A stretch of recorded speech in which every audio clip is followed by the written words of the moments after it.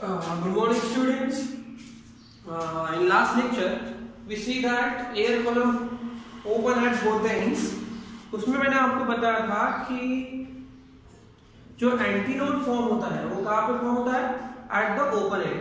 But actually अगर देखा जाए जो एंटीनोड फॉर्म होता है it is just beyond the open end. So वहाँ पे एक न्यू टॉपिक अराइज होगा दैट इज एंड करेक्शन. तो एंड करेक्शन किसमें होता है? एयर कॉलम वाइब्रेशन में होता है. तो आपको पता है एयर कॉलम वाइब्रेशन की दो पार्ट्स है.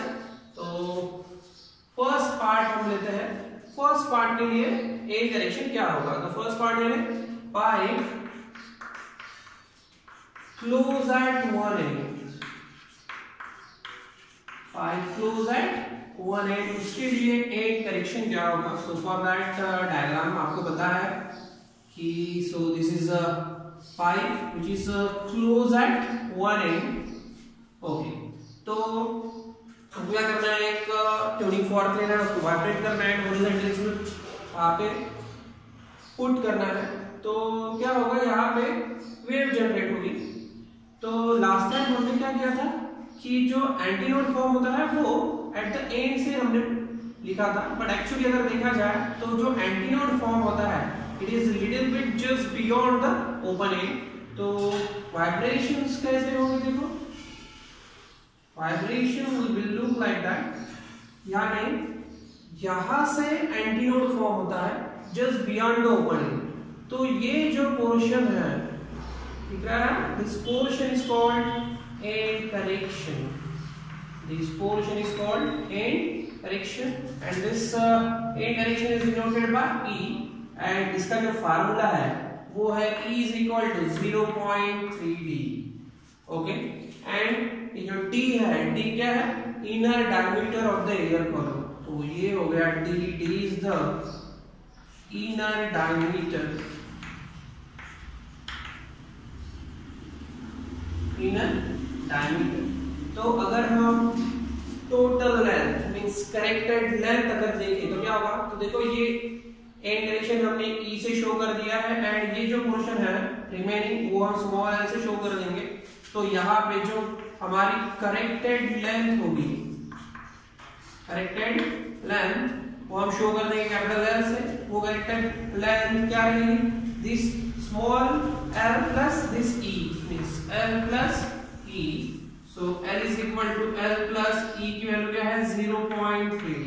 सो this is the corrected length for pipe close at open end. वैसे ही हमें corrected length find करना है for pipe open at both ends. So second is pipe open at both ends. इसके लिए end correction क्या होगा? So pipe open at both ends के लिए डायग्राम कैसे होगी आपको पता है. So this is the pipe open at both ends. तो यहाँ पे देखो, यहाँ पे आपको क्या करना है? ट्यूनिंग फॉर्क वाइब्रेट करना है एंड हॉरिजॉन्टली पुट करना है. तो यहाँ पे देखो there are two open end. दो ओपन एंड होने की वजह से यहाँ पे एंड कनेक्शन जो रहेगा वो दो एंड कनेक्शन रहेंगे. यानी यहाँ पे जो वेव फॉर्म होगी वो कैसे फॉर्म होगी? देखो यहाँ पे कुछ डिस्टेंस ले लेते हैं हम बियॉन्ड द ओपन एंड. तो यहाँ पे जो वाइब्रेशन फॉर्म होगी it will look like that. Okay, यानी यहाँ पे देखो दो end connection, this portion E and this E, this two end connection and ये जो रिमेनिंग पोर्शन उसको हम L से शो कर देंगे. ओके, तो यहाँ पे देखें कि जो करेक्टेड लेंथ रहेगी, corrected length capital L is equal to वो क्या रहेगी? दिस L प्लस कितने E है? दो E है, दो end connection that's why 2E means capital L is equal to L plus 2 into this 0.3D. वो रहेगा end correction for pipe open at both ends.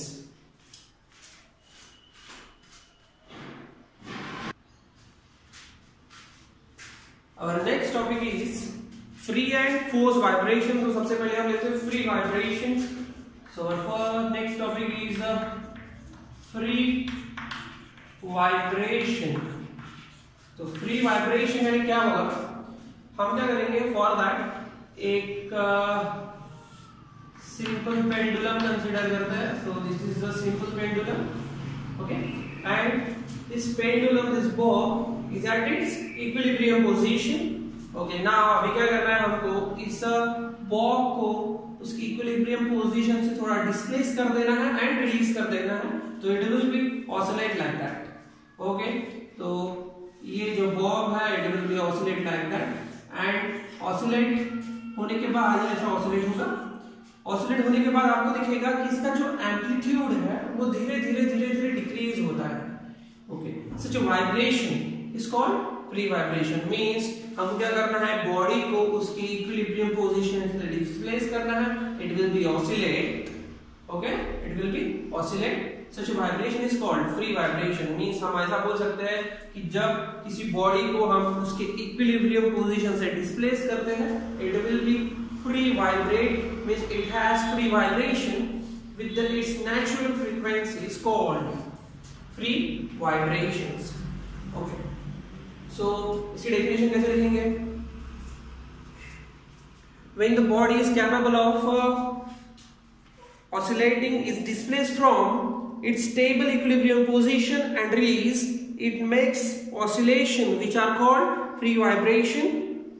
And the frequency of vibration is called natural frequency.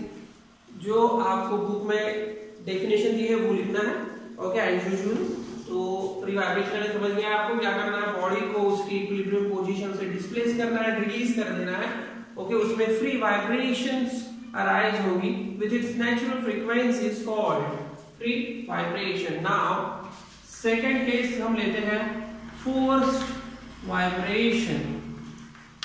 Force vibration. तो force vibration में क्या होगा, example very simple.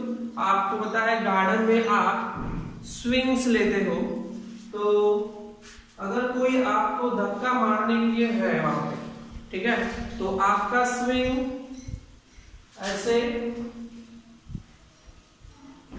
Oscillate होता है, right. Such a this is the example of free vibration.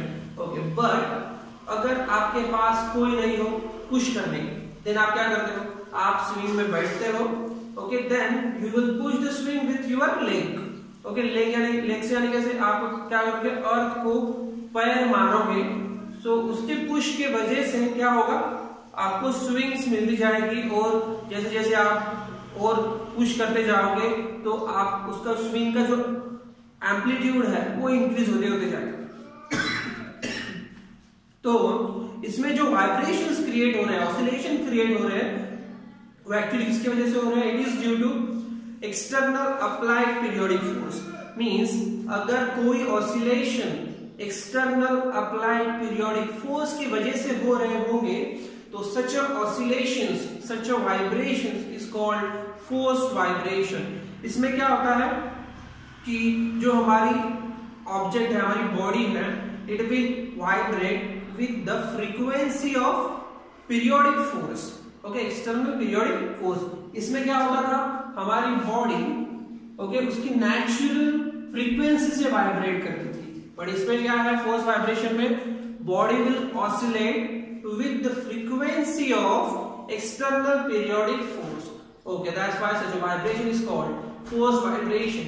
Okay, for that जो आपको definition लिखना है वो आपको कैसे लिखना है, the vibration of the body under the action of external periodic force in which body vibrate with the frequency equal to frequency of external periodic force other than its natural frequency is called forced vibration.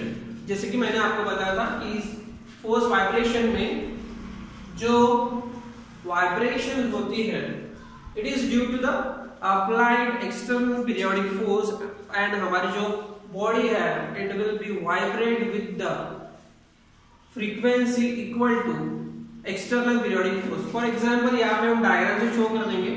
उसके लिए हम rigid support लिया हमने. Okay, so this is our first pendulum. Okay, and यहाँ पे हम दूसरा pendulum लेते हैं एंड इन पेंडुलम को हम कनेक्ट कर देते हैं, राइट।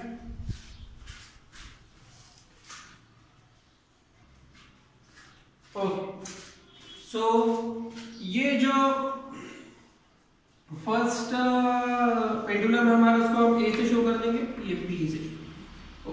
नाउ अभी क्या करना है, इस बॉब ए को हमें डिस्प्लेस करना है from its mean position. Okay, तो इसको अगर हम डिस्प्लेस करेंगे तो ये ऑसिलेट होना स्टार्ट होगा और धीरे धीरे आपको दिखेगा कि इसके जो ऑसिलेशंस है, ये ऑसिलेशंस बॉब बी में ट्रांसफर हो रहे हैं, यानी इसके वजह से ये जो डिस्प्लेस हो रहा है उसके ऑसिलेशंस की वजह से हमारा जो बॉब बी है वो भी ऑसिलेट होना स्टार्ट हो रहा है। धीरे धीरे आपको दिखेगा कि इसकी वजह से इसका एम्पलीट्यूड धीरे धीरे इंक्रीज हो रहा है। मींस ये बॉब ए क्या कर रहा है, बॉब बी के ऊपर एक्सटर्नल पीरियोडिक फोर्स लगा रहा है, उसके वजह से क्या होगा, this bob B will be oscillate. Okay, तो such a type of vibration is called force vibration. Okay, और ये बॉब ए जो है, ओके, इसको बोलेंगे हम ड्राइवर बॉडी, क्योंकि इस बॉडी के वजह से ये जो सेकंड बॉडी है वो वाइब्रेट हो रही है। ओके, तो such a vibration, okay, is called force vibration. आपको डेफिनेशन लिख लेना, ओनली डेफिनेशन ही लिखना है एंड इसमें कुछ भी नहीं लिखना, right. So this is all the topics of stationary wave. यहाँ पे हमारी थ्योरी खत्म होती है। नेक्स्ट लेक्चर में हम इसके प्रॉब्लम्स लेंगे। सबसे पहले इसके पहले हम एज यूजुअल जैसे हम फार्मूलेस लिखते हैं, फार्मूले लिख देंगे, उसके बाद हम उसके प्रॉब्लम्स लेंगे, राइट। ओके, कोई भी अगर डाउट हो आपको तो आपको कमेंट करना है and ask me. Okay, subscribe my channel and right.